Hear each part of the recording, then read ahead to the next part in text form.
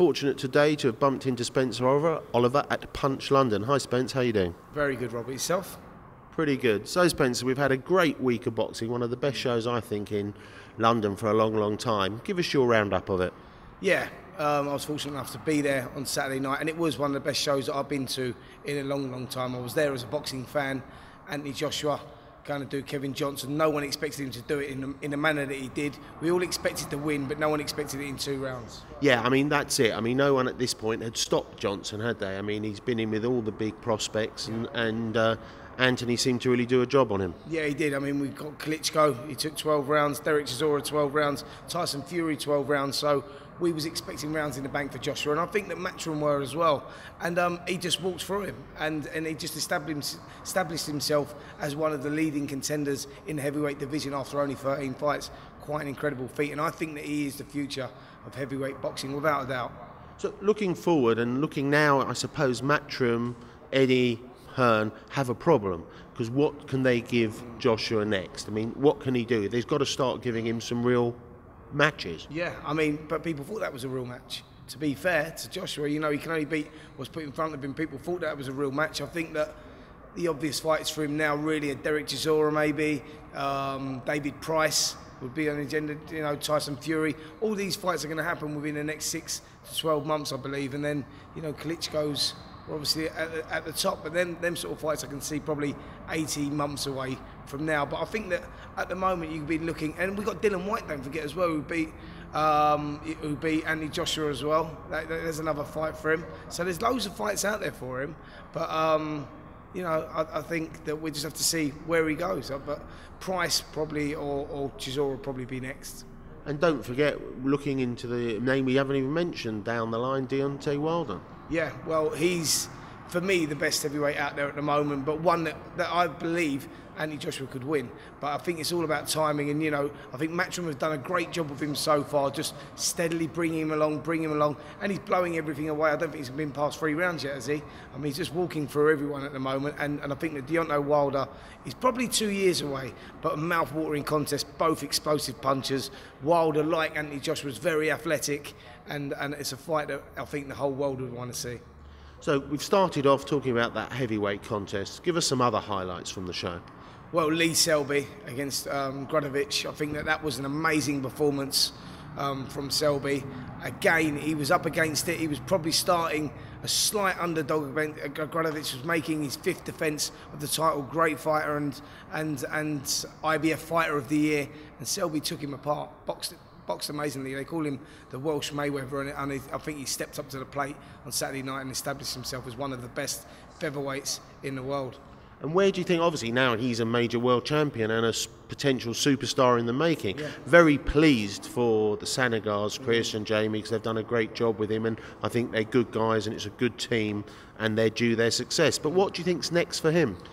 Well, it's difficult to see where, you know, what they've got planned for him, if I'm honest. I'm not really sure what sort of road they want to go or what sort of route they're looking at taking. Nicholas Waters is probably the best featherweight out there at the moment from Jamaica. You know, undefeated, 25-0, I think he is. That's a fight that they'll be looking at sometime down the line, but maybe just a couple of defences. I'm not sure who they will go against yet. But I mean, on the bill as well, there was some amazing fights that really went unnoticed, unfortunately, because it was such a spectacular performance. Kevin Mitchell against Linares. What a performance that was, heroic. You know, hung in there and was up on the scorecards and just come apart at the end. But I mean, an amazing performance by him, and I think he'll get another world title shot off that. Well, I think that's right. I mean, I think that it was the one really sad. From a fan's perspective, it was a sad thing to see, because it was Kevin Mitchell at his best. Yeah. He stepped up to the plate, did what he had to do, and it sort of fell apart for him due to no real fault of his own. No, I mean, he was boxing Jorge Linares, free-weight world champion, unbelievable fighter, and he proved himself in the end there. He got off the floor himself, I think, in the 5th or 6th round, and Mitchell was doing it. I mean, it's the best I've ever seen him box, and he was, like you said, he was so heroic, and it was just a great performance. And then we had other fights on the bill as well that went unnoticed, British title fights. John Ryder getting beaten, just coming apart against Nick Blackwell. What an incredible performance by Blackwell.